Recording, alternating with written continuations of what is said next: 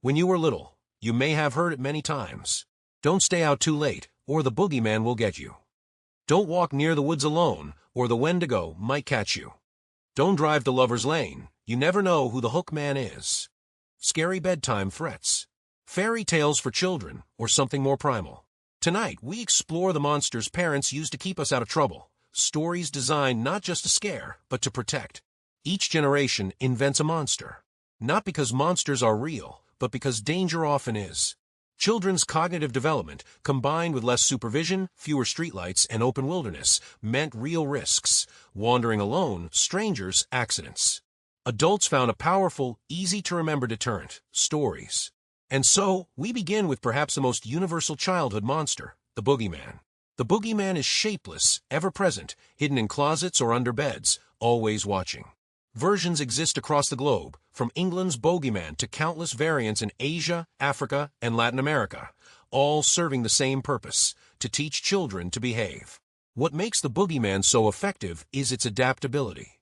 It becomes whatever a child fears most. In one home, it warns against stealing. In another, it keeps children from wandering at night. Elsewhere, it stands for general danger. The boogeyman channels the natural fear children have of the dark and the unknown into obedience. And when the threat is imagined, it sticks, long after the lecture or warning has faded. As children grew into teenagers, society shifted.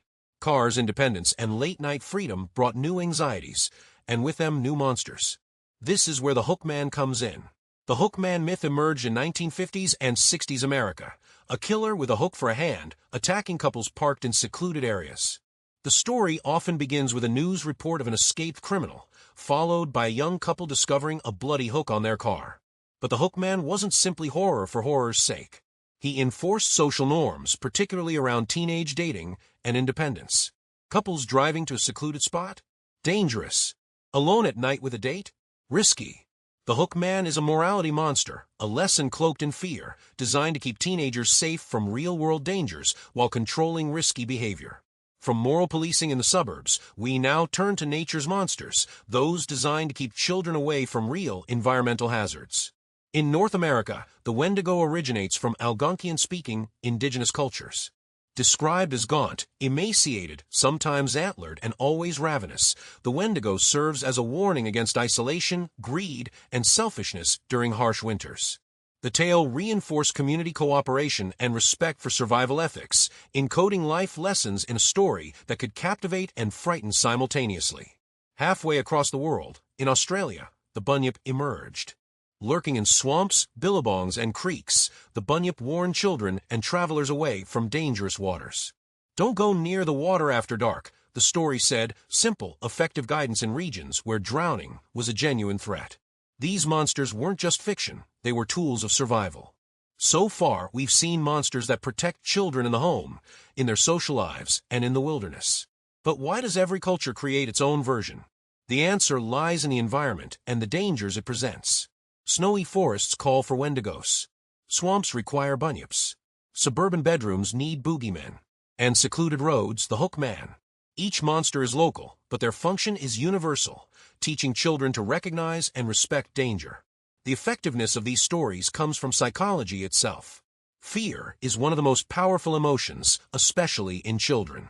Emotionally intense experiences, fear, shock, surprise, create long-lasting memories.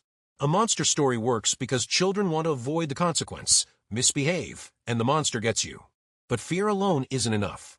When paired with reason, explanation, and real-life skills, these stories become powerful lessons in safety. Yet not all monsters remain harmless.